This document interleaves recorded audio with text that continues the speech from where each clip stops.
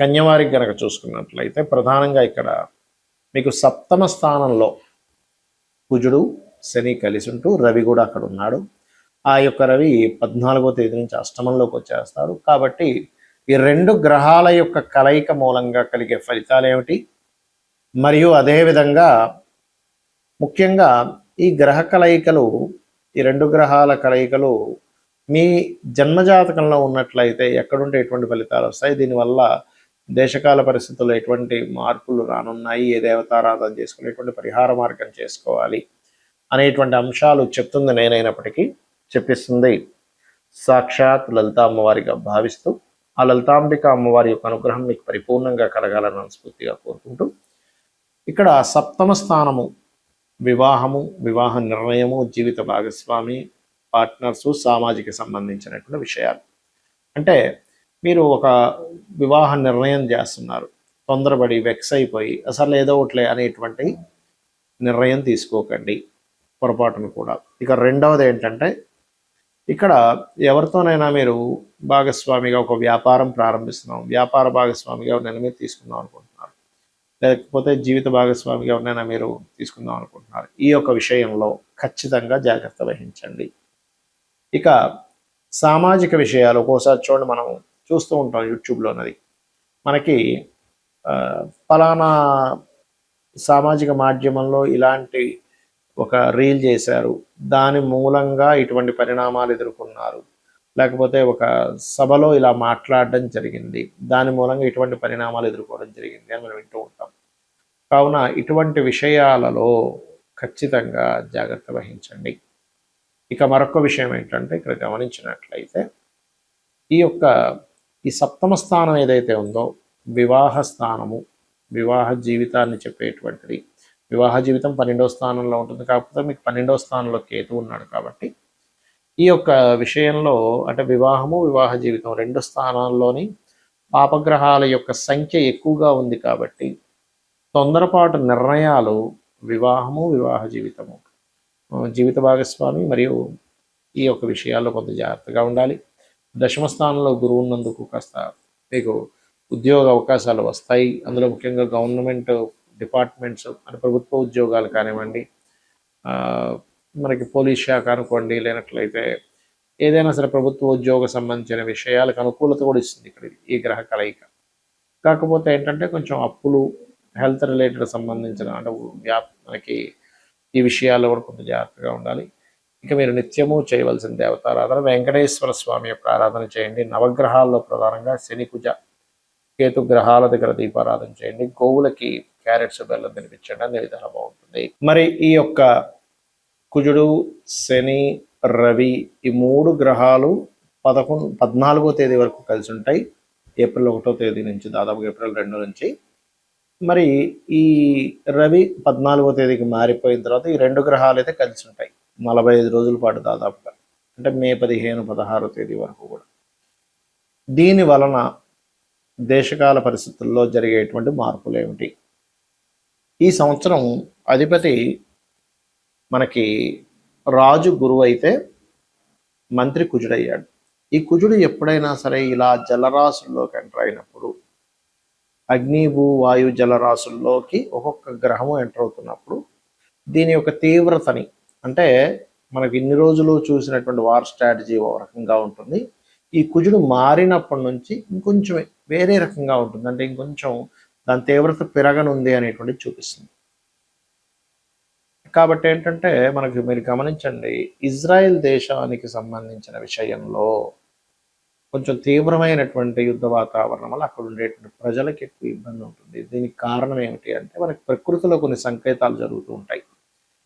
ఆ యొక్క ఇజ్రాయెల్ దేశంలో మీరు నిన్నో మొన్న చూసుకున్నట్లయితే కాకుల యొక్క సంచారం అధికంగా జరిగింది. విపరీతమైన కాకుల సంచారం, ఇజ్రాయెల్ జెండాని కాకులు పట్టి లాగుతున్నట్టుగా ఒకటేసారి కాకులు దాడిలాగా, ఇవన్నీ ఏంటంటే మనకి రామాయణ మహాభారతాల్లో కూడా కాకులు కానీ గ్రద్దలు కానీ ఇలా సంచరిస్తున్నప్పుడు దీని యొక్క ప్రభావం ఎక్కువగా ఉంటుంది. మీరు అందుకనే ఇక్కడ చెప్పేది ఏంటంటే, ఈ ముండేన్ ఆస్ట్రాలజీ పరంగా ఇలా తీవ్రంగా ఉంటున్నాయి అన్నప్పుడు సామాన్య ప్రజలు మరింత జాగ్రత్తగా ఉండాలి. రకరకాల యుద్ధాలు జరిగేటువంటి దేశాల్లో ఉండేటువంటి వారు దీనివల్ల మనకి కొంచెం మన ఇండియాకు కూడా పక్క దేశాలతో కొంచెం అనవసరమైన పోర్లు ఇవన్నీ కూడా ఇస్తూ ఉంటుంది ఈ యుద్ధం. ఎందుకంటే ఇది ఖచ్చితంగా మూడో ప్రపంచ యుద్ధానికి దారితీస్తుంది, అందులో ఎటువంటి సందేహం లేదు. నేను చాలా కాలంగా చెప్తూ వస్తున్నాను. మరి ఎవరి పర్సనల్ చార్ట్లో అయినా ఇలాగా కుజుడు శని కలిసి ఉంటే ఏమిటి? ఇక్కడ ఏంటంటే ఈ రెండు గ్రహాలు ఒక రకంగా చెప్పాలంటే శక్తిని ఇచ్చేటువంటి గ్రహాలుగా కూడా చెప్తారు. ఇప్పుడు ఎనర్జీ అంటే వాళ్ళు ఏదో ఏమీ చేతగానట్టుగా లేకపోతే చాలా స్లోగా ఉండడం ఇలా ఉండరు. వాళ్ళు చాలా చాలా ఉత్సాహంగా, చాలా హైపర్ అంటారు చూసారా, చాలా కోప స్వభావంగాను ఈ తత్వాన్ని ఇస్తుంది. అలా అని వీళ్ళు కోపం ఉంటుందేమో కానీ ధర్మంగా ఉండే వ్యక్తులు చెప్పాలంటే శని కుజులు కలిసి ఉంటాయి. అంటే ఏదన్నా సరే మొహం మీద చెప్పేసేయడం, మనసులో ఏది పెట్టుకోకపోవడం. ఏదన్నా సరే ఇప్పుడు మనం చూడండి, ఎవరికైనా ఇప్పుడు ఇన్ సెన్స్ కొంతమంది అందరూ ఉంటారని కాదు, మనసులో ఒకటి ఉంటుంది కానీ బయట వ్యక్తపరిచే విషయంకి వచ్చేసరికి వ్యక్తపరచడమో, ఈ మాట అంటే ఏమవుతుందో, ఈ మాట అనడం వల్ల రిలేషన్స్ పాడైపోతాయేమో, ఈ మాట అనడం వల్ల నాకు రావాల్సిన లాభం రాదేమో, అవతల వాళ్ళు మనల్ని ఏమైనా ఇంకో రకంగా యాక్షన్ తీసుకుంటారేమో, ఇలాంటివన్నీ ఉంటాయి మనకి. కానీ శని కుజులు కానీ కుజరాహులు కానీ కలిసి ఉన్న వాళ్ళకి ఏంటంటే ఆ ఫిల్టర్ అనేటువంటిది ఉండదు. ఏమవుతుంది, సరే చూసుకుందాంలే, ఏదైనా గొడవైనా చూసుకుందాంలే, అవతల వాళ్ళు ఏదైనా అనుకుంటారు, సరే అనుకున్నారు నాకేంటి, లేకపోతే దీనివల్ల ఇలాంటి పరిణామాలు వస్తాయేమో అన్నప్పుడు సరే ఎలాంటి పరిణామాలు వచ్చినా చూసుకుందాం. అంటే ఏమిటంటే ఈ కర్మకారకుడు శని కనుక కుజుడితో కలిసి ఉన్నప్పుడు ఇలాంటివి వస్తుంది. మరి ఇలాంటివి ఎంతవరకు కరెక్టు ఇది ఉండడం అనేటువంటిది అంటే కొన్ని విషయాల్లో నిజంగా కరెక్టే. ధైర్యంగా ఒక విషయాన్ని మనం మాట్లాడాలంటే చాలా మంచిది మీ జన్మజాతకంలో కనుక కుజరాహులు కలిసి ఉంటుంది. కానీ కొన్ని విషయాల్లో మనం ఆవేశంగా మనం కొన్ని నిర్ణయాలు తీసుకున్నప్పుడు అవతల వాళ్ళు దాన్ని సాకుగా చూపిస్తూ మీకు ఆవేశం ఎక్కువ, మీకు కోపం ఎక్కువ, మీరు ఇలా ప్రవర్తించారు అలా ప్రవర్తించారు మనకి ఇచ్చిన అవకాశాలను పోగొట్టుకునే ఛాన్స్ ఉంది. అయితే ఇక్కడ ఇది మళ్ళీ ఎక్కడున్నా ఈ ప్రభావం ఇవ్వాలని రూల్ లేదు. లగ్నంలో ఉండి లేదా లగ్నాన్ని చూస్తూ లేదా చంద్రుడిని చూస్తూ లగ్నాధిపతే శని గాని కుజుడు ఉన్నప్పుడు మాత్రమే వాళ్ళకు ఆవేశం ఉంటుంది. కుటుంబ స్థానానికి సంబంధం కలిగి ఉందనుకోండి, కుటుంబాధిపతి కుటుంబ స్థానం, అప్పుడు కుటుంబ సభ్యులతో గొడవలు ఉంటూ ఉంటాయి. మూడులో ఉంటే పరాక్రమం ఎక్కువగా ఉంటుంది, అన్నదమ్ములతో గొడవలు ఉంటాయి. నాలుగో స్థానం అనేటువంటిది కనుక ఈ శని కుజుడు కలిసి ఉంటే మీరు ఏదైనా ఒక ప్రాపర్టీ తీసుకునేటప్పుడు ఆ యొక్క విషయాల్లో ఎటువంటి ఫలితాలు ఉంటాయనేటువంటిది, కొంచెం గొడవలు జరుగుతాయనేటువంటి చెప్తూ ఉంటుంది. అంటే కొంచెం వివాదాస్పదమైనటువంటి భూములు తీసుకోవడం లాంటివి జరుగుతూ ఉంటాయి.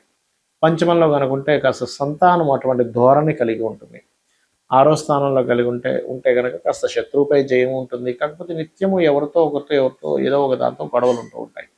సప్తమ స్థాన సంబంధం ఉంటే జీవిత భాగస్వామి యొక్క స్వభావం అలా ఉండొచ్చు.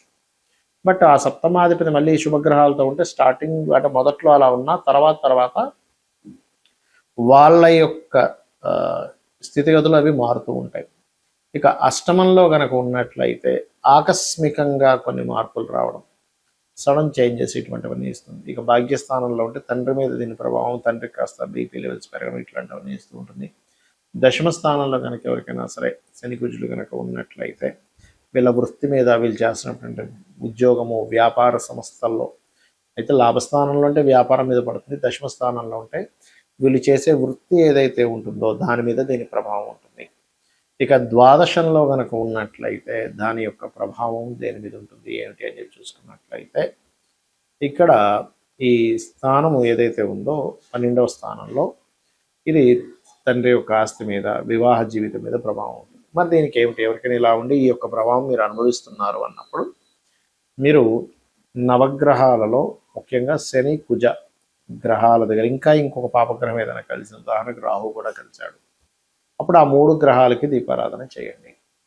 నెంబర్ 1. ఇక రెండవ విషయం ఏమిటి అంటే ఇక్కడ దీంతో పాటు మీరు చేయవలసినటువంటి మరొక విషయం ఆంజనేయ స్వామి యొక్క ఆలయాలకు వెళ్ళడము, చండీ పారాయణం చేయడం చేస్తున్నారు. దీనివల్ల ఏమవుతుందంటే కొన్నిసార్లు మనం ఆవేశపూరితంగా తీసుకునేటువంటి నిర్ణయాలు ఏవైతే ఉంటాయో ఆ యొక్క నిర్ణయాల మూలంగా ఇబ్బంది మనం పడకుండా ఉంటాము ఇది చేయడం వల్ల. అదేవిధంగా అభిషేకాలు చేయించడము, గోవులకు కాస్త క్యారెట్స్ బెల్లము తినిపించడం, ఇవి చేయండి. మీ జన్మజాతకాల్లో ఒకవేళ ఈ యొక్క కలయిక ఉన్నా కూడా మీకు ఇబ్బంది కలగకుండా ఉంటుంది. శ్రీమాత్రే నమః.